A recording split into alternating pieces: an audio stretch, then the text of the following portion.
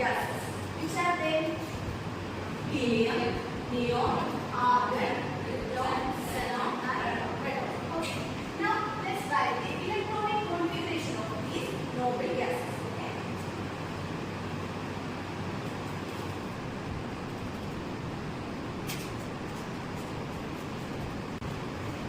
The atomic number of helium is 2. So the electronic configuration is 2. The atomic number of neon is 10. The electronic configuration is 2, 8. The atomic number of argon is 18. And the electronic configuration is 2, 8, 8. And then for krypton, the atomic number is 36 and the electronic configuration is 2, 8, 18, 8. And for xenon, the atomic number is 4 and the electronic configuration is 2, 8, 18, 18, and 8. Okay. When we watch these configuration closely, we can see that in normal gases, the outermost shell contains 8 number of electrons. And the outermost shell is completely occupied.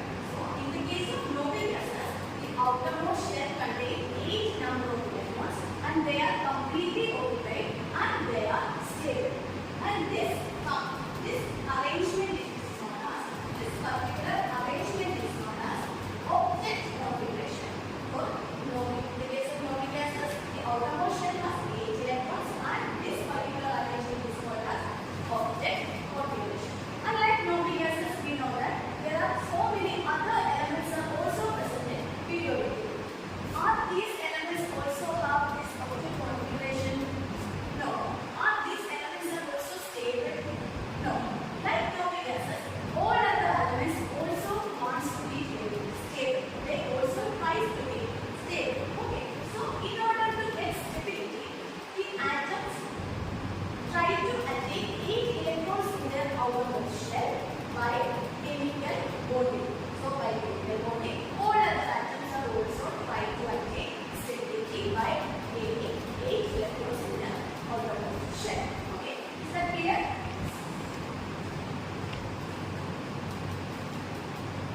Now let's take a look at this picture. Do you know who he is? It's okay, I will tell you. He is Wilbert N. Lewis. Wilbert N. Lewis is a German scientist. He introduced a diagram to represent atoms using their outermost shell electrons. Okay, so he termed it as electron dot diagram.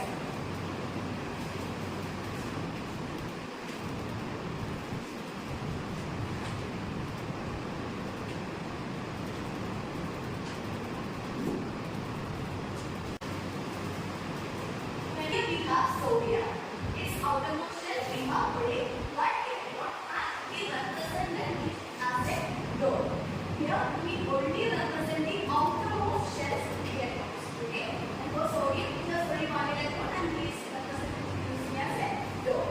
And in the case of magnesium has 2 electrons in its outermost shell. So we represent it as 2 dots. And in the case of chlorine, it has 7 electrons in its outermost shell and represented this way. And same in the case of oxygen. Okay, you understand?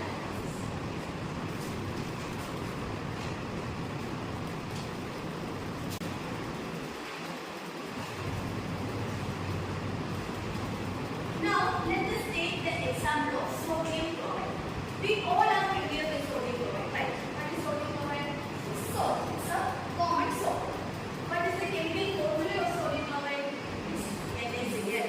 It has sodium and the chlorine. Sodium and the chlorine atom combines together to form a compound, a stable compound called sodium chloride. Now let's examine how these two atoms combine together to form a stable compound called sodium chloride. We know that the electronic configuration of sodium is 2, 8, 1. And the atomic number of chlorine is 70 and its electronic configuration is 2,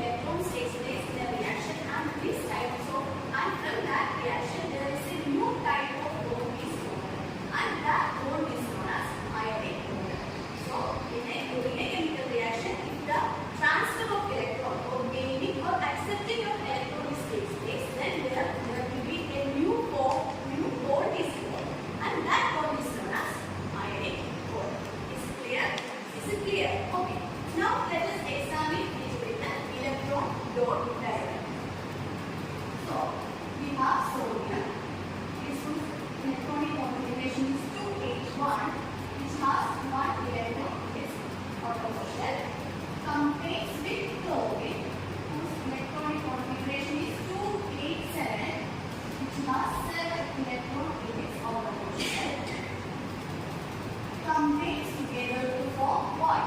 Combines together to form sodium chloride NaCl. So when these two combines, sodium loses an electron and chlorine gains 1 electron. Okay, right? So here sodium loses 1 electron and chlorine gains that electron. By losing 1 electron, sodium becomes a positive ion. Okay, and by gaining 1 electron, the chlorine becomes a negative ion. Sodium atom becomes sodium ion by losing 1 electron, and chlorine atom becomes chlorine ion by gaining 1 electron. This positive ion is called a cation, and this negative ion is called a anion. All of you understand? This is clear? Okay. Now, can anyone say what is a chemical bond or how a chemical bond is formed? Anisha. Right. By transfer of electrons. By transfer of electrons, the chemical bond takes place. Now, I will give you an activity. All of you please close your science studies and fill this table.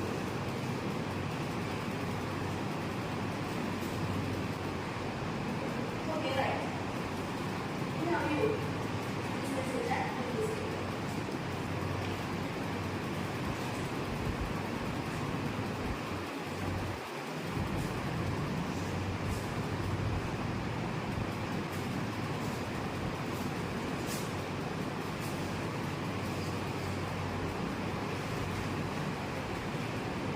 Okay, done? Yes, in this table, here we have sodium and chlorine, and before reaction and after reaction, the electronic configuration of sodium before reaction is 281, then it becomes after reaction 280, and that of chlorine is it gains 1 electron and then it becomes 288, and the number of electrons before reaction in sodium is 7, and after reaction it will become 10, and in case of chlorine before reaction is 70, and after reaction it will become 180. Okay. And the number of protons, what will be the number of protons? Number of protons will remain the same. Okay. And before chemical reaction, the sodium, both the sodium and chlorine mass doesn't have any change. But after reaction, sodium loses 1 electron and chlorine gains 1 electron. Okay. Is that clear? Okay. So this is all after today's class. Hope you all understand. Thank you. Good morning, friends. Good morning. Okay, take the attendance, please. Great. Oh, sit down.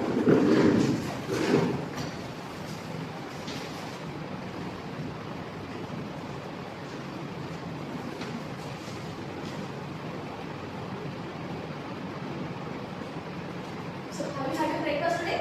Yes. Are you happy now? Happy? Are you excited? So today we are going to learn a new topic. Okay? Are you interested? Are you excited? Okay. So let's begin our topic. We all know about the earth, right? What is the shape of the earth? Very good. This earth has spherical in shape. The earth has spherical in shape.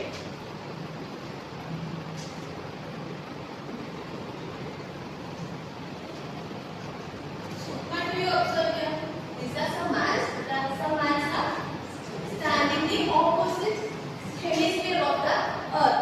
Okay. So how do they stand? They stand properly or they stand upside down? They stand properly, right? But when we stand on a spherical board, what will happen? We fell down. Can we stand properly?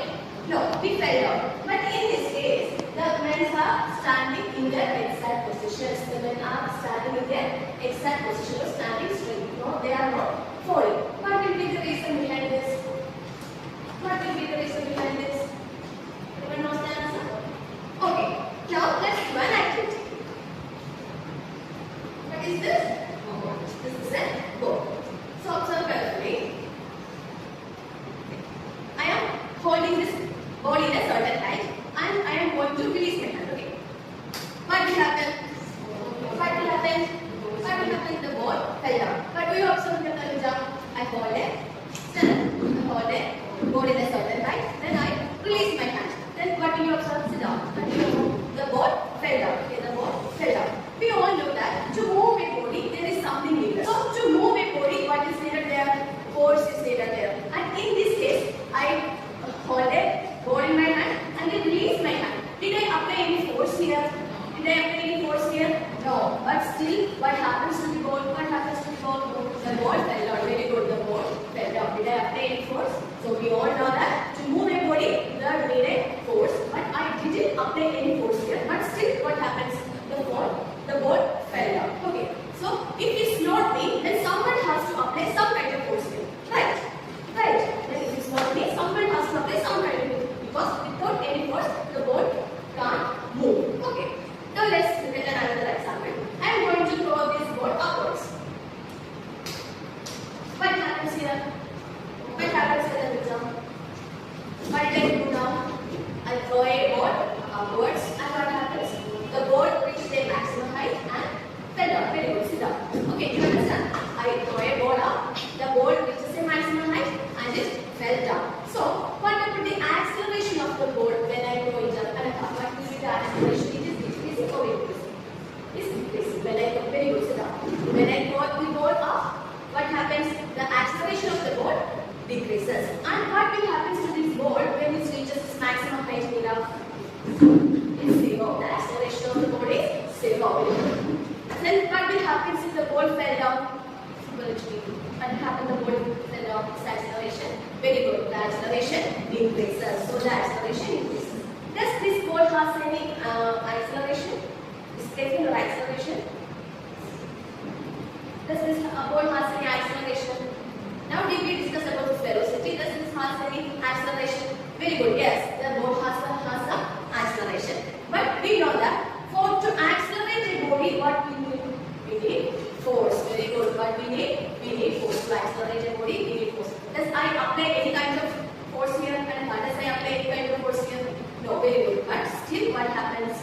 There is an acceleration to this board. Do you know why this happens? In these two cases, I do not apply any force here, but still there has a movement and there has an acceleration to this body. Right? So there must be some kind of force, and that force is known as force of gravity. That force is known as force of gravity. Little louder. The force is known as the force of gravity.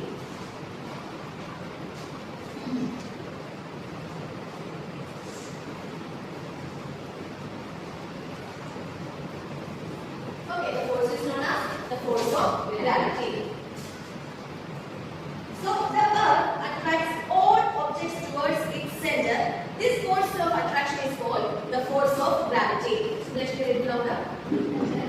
Attracts all objects towards its center. This force of attraction is called the force of gravity. Okay, understand? Family now? You know what is force of gravity? The earth attracts all its objects to its center, and this is known as what? The force of gravity. Okay. Now let's do another experiment.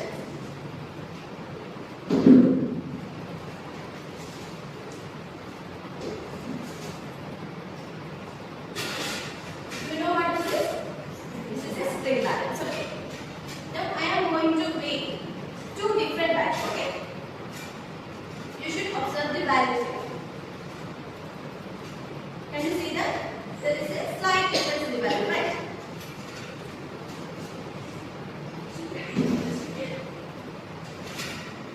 Can you see that? Can you see it now? There is a bigger value, bigger measurements are compared to the first one. Okay. So what did you observe here? What did you observe here? We measure the weights of two different bags. So is it down? Which bag has the heavier weight? Second one. Very good. Sit down. Which has? Why the second bag weighs much bigger? Why it has such much weight? Why? What property gives a larger weight? Mass. Very good. What property gives it weight? Mass. Can you define what is mass, Alinda? Very good. The amount of matter occupied in a substance is known as weight. Okay. So the second one, weight much. Which bag shows the higher value in the spring balance? Second one. Very good. And which shows the largest, smallest value? The first one. What